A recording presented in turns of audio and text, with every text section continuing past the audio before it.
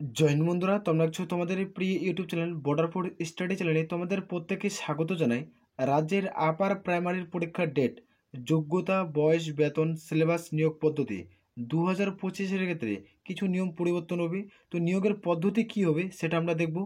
আপার প্রাইমারিতে সাবজেক্টের পরীক্ষা হবে, তো সাবজেক্টে যেগুলো পরীক্ষা হচ্ছে সেই সিলেবাসটা আমরা দেখব। তো যারা এখানে পরীক্ষা দেবে তারা ভিডিওটি সম্পূর্ণ ওয়াচ করো, কারণ একটি ভিডিওর মাধ্যমে তুমি A to Z তথ্য কিন্তু পেতে চলছো। আর আমি বারবার রিকোয়েস্ট করি, যারা চ্যানেলে নতুন চ্যানেলটিকে আগে অতি অবশ্যই সাবস্ক্রাইব করে রাখবে। আমরা সরাসরি অফিসিয়াল তোমাদের ডাটা এবং অফিসিয়াল নোটিফিকেশন নিয়ে আলোচনা কিন্তু করছি। এইখানে তোমরা প্রত্যেকে দেখতে পেয়েছ একটা প্রত্যেকের একটা গুড নিউজ রয়েছে। এই গুড নিউজটি কি? তোমরা West Bengal SSC upper primary তোমাদের নিউজ এখানে তোমরা প্রত্যেকে দেখতে কিন্তু পেয়ে যাচ্ছ। পরবর্তী নতুন আপার প্রাইমারি টেট কবে হবে সে বিষয়ে কলকাতা হাইকোর্ট হলফনামা জমা করতে হবে 3 সপ্তাহের মধ্যে। পরবর্তী তোমার শুনানি দেবে 7ই মে। তোমরা 7ই মেতে এটা গুরুত্বপূর্ণ ভিডিও কিন্তু পেয়ে চ্যানেলটিকে সাবস্ক্রাইব করে রাখতে পারো। যেখানে তোমার ডিএলএড এবং বিএড চাকরি প্রার্থীদের ক্ষেত্রে কে পরীক্ষায় বসতে পারছো, এবং এই ভিডিওটিতে আমরা আলোচনা করছি এখানে সিলেবাস কী রয়েছে সেটা আলোচনা করব। তো ভিডিওটি সম্পূর্ণ দেখো, কারণ একটি ভিডিওর মাধ্যমে তুমি A to Z তথ্য কিন্তু পেয়ে যাবে। এইখানে যারা পরীক্ষায় বসবে তাদের ক্ষেত্রে আমরা বলছি এখানে যোগ্যতা এবং কোয়ালিফিকেশন তোমাদের কী চাওয়া হয়েছে।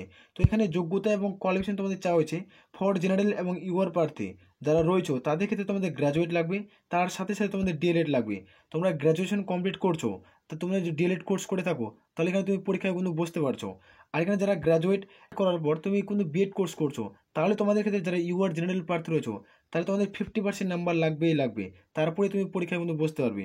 আর এখানে তোমাদের এমএ এমএসসি 50% কিন্তু লাগবে, তারপরে তোমরা এখানে যোগ্য হচ্ছ।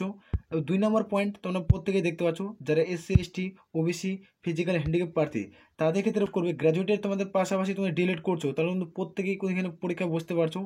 আর যারা গ্র্যাজুয়েশন করার পর তোমরা বিএড করছো তাহলে তোমাদের 45% নাম্বার লাগবে, তাহলে 45% কিন্তু প্রত্যেকের নাম্বার লাগবে, তারপরে তোমরা পরীক্ষার হলে কিন্তু বসতে পারছো।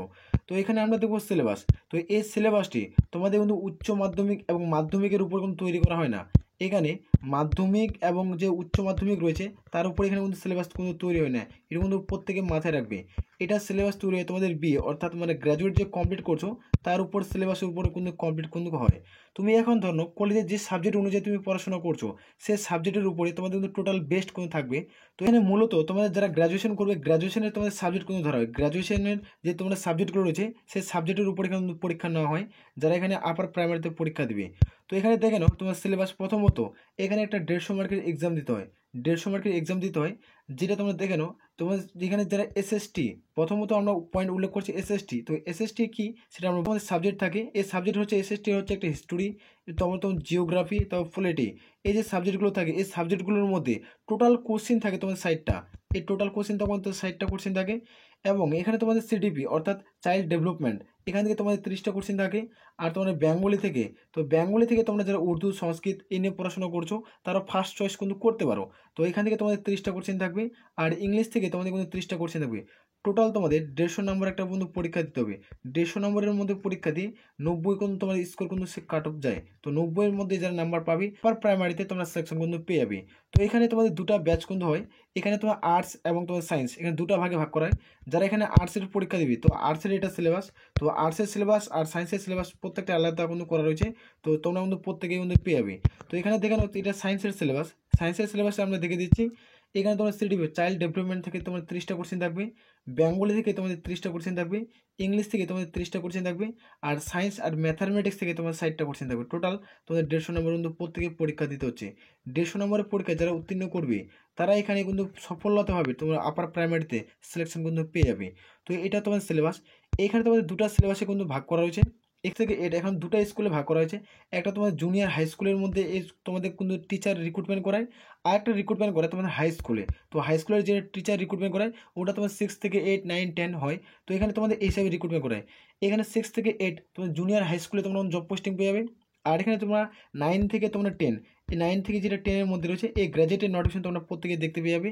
আর একটা তোমাদের এখানে হয় যেখানে তোমাদের মেন চয়েস সাবজেক্ট কি তার উপরে কিন্তু একটা টোটাল বিষয় ভিত্তিক তোমাদের একটা পরীক্ষা নয়, তোমরা এখানে প্রত্যেকেই জানো।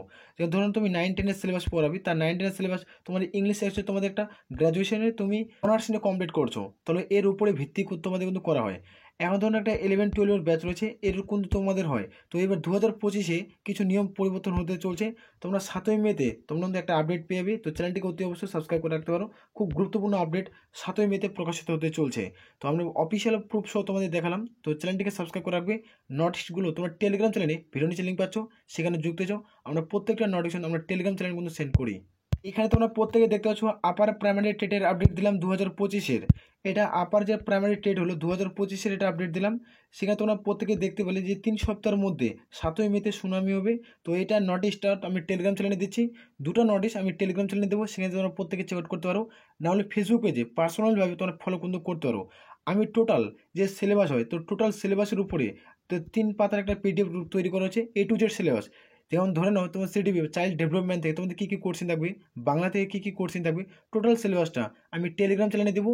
নাহলে আমার পার্সোনালভাবে তোমরা ফেসবুক পেজে SMS কিন্তু করতে পারো। সেখানে আমি তোমাদের পার্সোনালভাবে সেন্ড কিন্তু করবো।